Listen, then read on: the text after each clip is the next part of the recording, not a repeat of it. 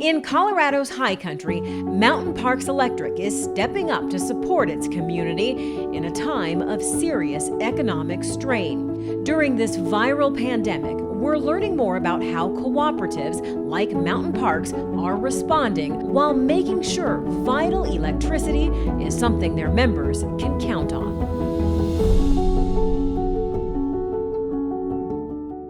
Joining this video call is Mark Johnston. He is General Manager of Mountain Parks Electric.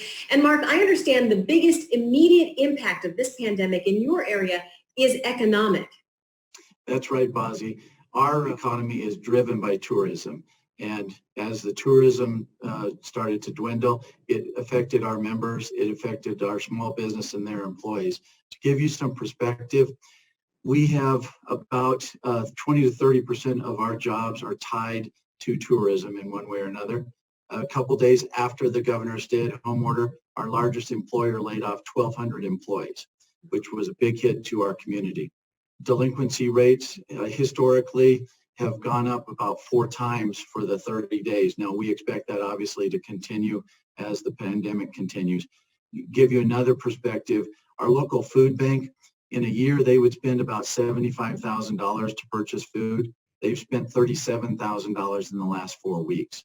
In order to be able to deal with the demand, they have ordered as if they were ordering for a normal 3-month supply, and those have disappeared within about 2 weeks. And they've done that now twice. Since the large amount of food comes in, they need assistance, and our employees have gone over and helped them to unload those vans and hopefully keep the shelves stocked, but it's been extremely difficult. And given that very serious economic toll, I understand that there's some things you've been doing trying to provide some financial relief. Well, as a cooperative, one of our principles is community, and our board is committed to that, and they have done a number of grants to help the community. The first grant was to the Mountain Family Center that runs the local food bank. They gave them money to help our members pay their electric bills. Secondly, because of the hard-hit small business community, the second grant was to the Small Business Emergency Fund, and that has helped the small businesses pay their electric bills. Interestingly, we did it in 3 installments, and we are almost 2/3 through the money, and we've only been operating it for about 3 weeks. And lastly, one of the local distilleries, when we started to have a difficult time finding hand sanitizer, they were able to make hand sanitizer and they were giving it away to the community. Their revenues were down by 65%.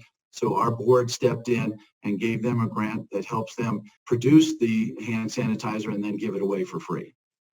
And you just mentioned your board there. I noticed on your Facebook page, you were able to post your last board meeting online since it was held via video conference.